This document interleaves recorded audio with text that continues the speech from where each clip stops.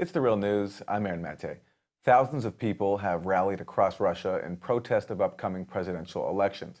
The Russian Electoral Commission has barred opposition politician Alexei Navalny from running over a conviction on fraud and corruption charges, which Navalny says is politically motivated.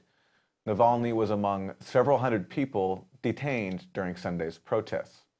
They came as the U.S. government releases a new report targeting a list of wealthy Russians as potential targets for sanctions.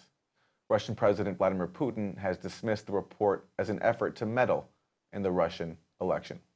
Continued tensions between the U.S. and Russia are part of what my next guest calls the new Cold War.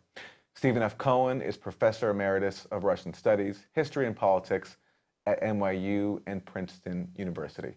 His books include Soviet Fates and Lost Alternatives, From Stalinism to the New Cold War.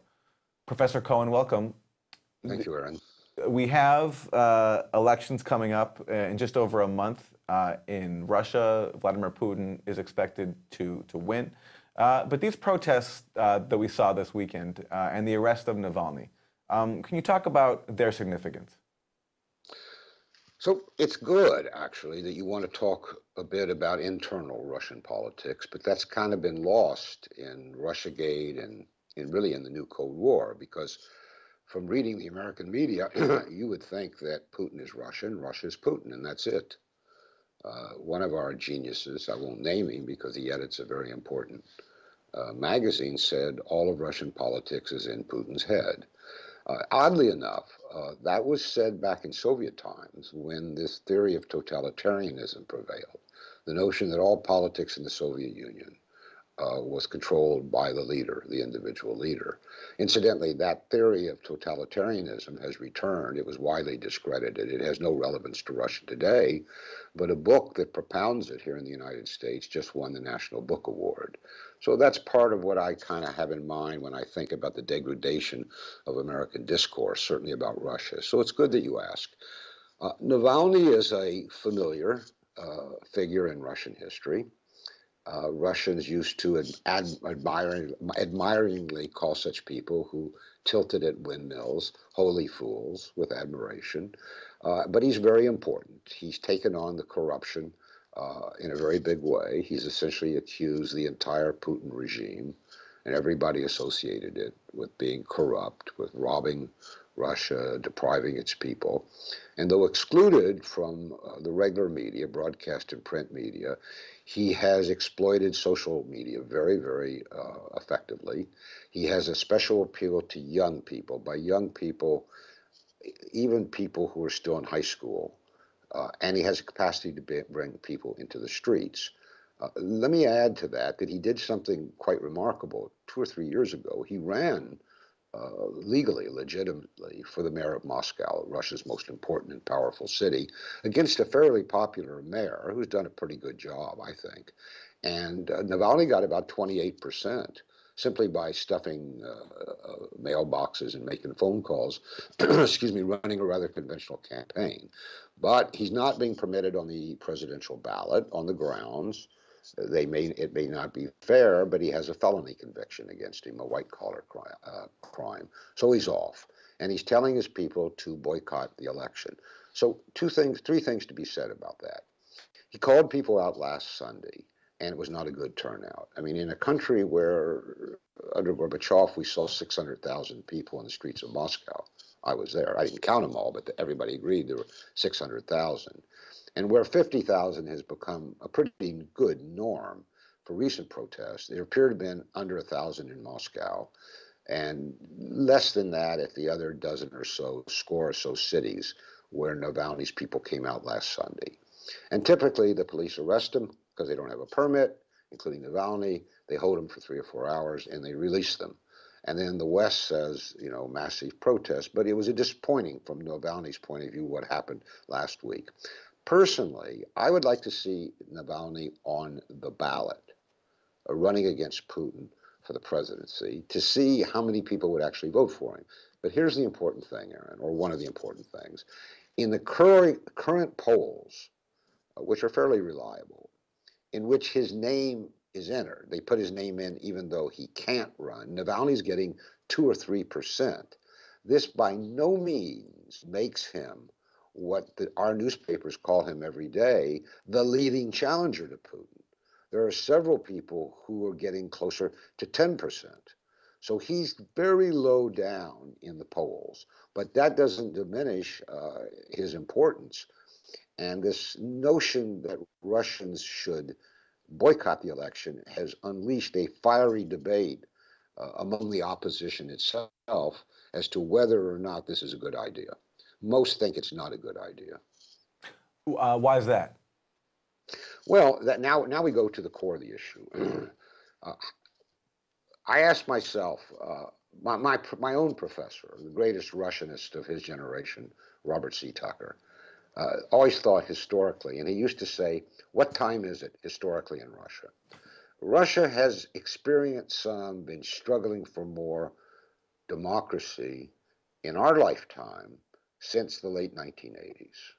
And it obviously does not have a democratic system today. But the question is, how much democracy is in Russia today? There is some. And I ask myself, I do pluses and minuses on a sheet, kind of as a scholar, a historian, a political scientist. Most political scientists who are not hysterical say that the Russian political system under Putin is a soft authoritarian system. But exactly what that means isn't clear. But what it means is it's a system capable of behaving in an authoritarian way because of the power that Putin has and the weakness of the political parties and parliament, and to a certain extent the media, but nonetheless a system with a lot of things that you and I would consider to be democratic. For example, it's not known in this country, but the print media, not television, but the print media is fairly free. There's a lot of denunciation of Putin that's printed every day in Russia. There are political parties, even in-system ones, the Communist Party, a nationalist party, that have large constituencies across Russia and that challenge Putin's party. He doesn't really have a party, but the Kremlin party, in regional and local elections and win. I mean, the mayor of Ekaterinburg, the hometown of Yeltsin, who remains an idol for the Russian liberals, is an outspoken Putin opponent. A small social democratic liberal party controls about 100 seats in local councils in Moscow. They won them the last election. So the argument among oppositionists and Russians, and it's their business, not ours, Aaron, is that would a boycott be good for evolutionary democratization of Russia? Or should we take advantage of the electoral process that exists, utilize it, expand it, and try to make the system more democratic? That's the debate. Let me ask you, since you mentioned oligarchs, so it's fair to say, so here it's taken for granted that if you're an oligarch in Russia, then you're automatically on Putin's side because Putin controls everything. You're painting a different picture. And let me ask you about one in particular. We hear often about Oleg Deripaska. He's said to be very close to Putin, and he had ties to Trump's campaign manager, Paul Manafort. And this connection is often cited to advance the narrative that Trump and Putin were ultimately in cahoots. In the case of Deripaska, is it even fair to say that he is close to Putin? Well, you've chosen the one guy. I would have given you much more Iran. I mean, first of all, this list of oligarchs that's been compiled somewhere in the Trump administration because Congress told Trump he had to do it is simply idiotic. I mean, you know what they did, I assume. They simply copied Forbes's list of the 100 most rich people in Russia, and they defined that as having at least $1 billion. So if you were short $1 billion, and by the way, that all depends on what the market's worth on a given day when you compile the list. But if you're short $100 of $1 billion, you're not an oligarch. You didn't get left on the list. The list they produce, and this is really important to the extent that we're not going to treat this as a kind of sick joke. The oligarchs that they list, and they also listed all the members of Putin's government and of Medvedev's government, the prime minister. Remember, and Medvedev himself. Remember, Medvedev was the darling of Obama. He was the guy who was then president of Russia that Obama was going to do a reset with, and whom Michael McFaul, Obama's advisor, told him that if he's told Obama that we got to keep Medvedev in office because he's the future of Russian democracy. Well, he's now on the hate oligarch list as of today. But on this list of oligarchs, and I mean, it is completely lacking any nuance or discrimination. Two of the most pro-American oligarchs are on the list, and one will ring familiar to you if you're a basketball fan. Prokhorov, who owns the New York Nets and the Barclay Arena in Brooklyn, is on the list. Right, the owner of the Brooklyn Nets. Yes, and the Barclay Arena. We bought that recently. Yeah. It's said to be worth about $2 billion. Now, here the irony of history and the stupidity of Washington. This list is of great advantage to Putin. Does that surprise you, Aaron? Let me tell you why. For 4 years, Putin has been trying to get the oligarchs, that is, guys with $1 billion or more, who have parked their money abroad in sports teams, real estate, everything abroad, to repatriate their capital to Russia because Russia needs it. And he wants them paying taxes on it. He's offered them an amnesty, a tax amnesty, if they bring it home. He has had almost no success. This oligarchs list has scared these guys into thinking that the next step by Washington will try to be to freeze their assets abroad. So I think in the next 3 or 4 weeks, Mr. Putin's program, his appeal for the repatriation of Russian capital, is going to become very successful. Look at poor Prokhorov. He's sitting on $2 billion or so in Brooklyn, and anybody who wants to buy the team knows now they can get a sharp discount because Prokhorov doesn't have much waiting time left. It's moronic.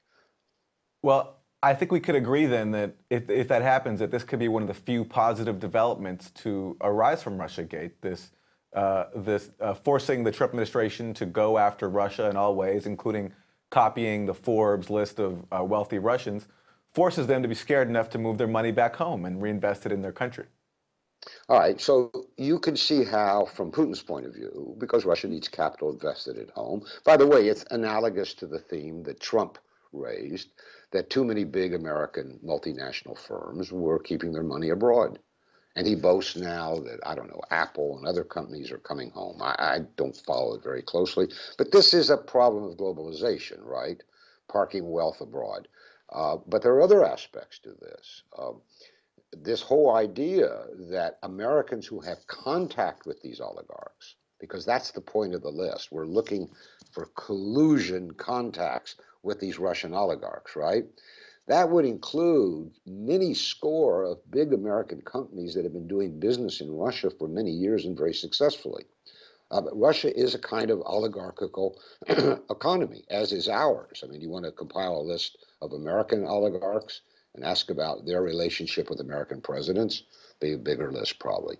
But there are many important, prominent American corporations that you and I traffic with, who have been operating in Russia's oligarchical economy for more than 20 years.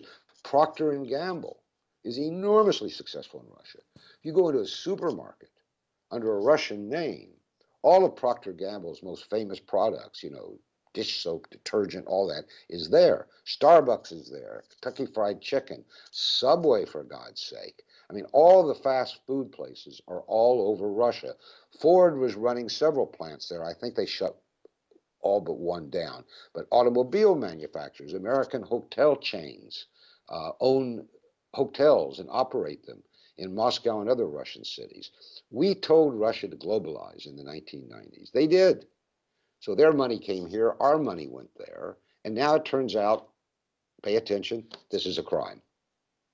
This is where we're at now. This is a crime. Now, if you're an anti-capitalist, Aaron, you may think this is a good thing because Washington has officially recognized that capitalism is a crime. That had not been Washington's position until they went crazy with Russiagate, but they're getting there. Well, but unfortunately, if you're an anti-capitalist, they're only applying that awareness to literally one country. Yeah, but stop and think. This is interesting. The guys who run these big American corporations and who are making millions of dollars a year in the Russian market are beginning to wonder where this is going to end. Hmm. I mean, they're also in China. They're also in some EU countries, European Union countries, that we are now declaring to be renegade countries, right? Hmm. Because the governments have moved rightward. Hungary, Poland, the Czech Republic. You do know, by the way, and if I was running for office anywhere in the United States, I would announce that Putin's going to try to defeat me. So when I lose, I would have an excuse. But you know that when Zeman was, he's not pro-Russian, but he's not anti-Russian, re-won the Czech presidency last year, the story immediately became Putin gave it to him. There are no elections in the world that Putin cannot. I don't know where Putin gets the time to study all these national and local elections in so many countries. I mean, I just don't know how he does it. I mean, somebody out in Texas who lost a race last time around said it was because of Putin. Professor Stephen F. Cohen, Professor Emeritus of Russian Studies, History and Politics at New York University and Princeton University. His books include Soviet Fates and Lost Alternatives, From Stalinism to the New Cold War. Professor Cohen, thank you. And Aaron, thanks to you. And thank you for joining us on The Real News.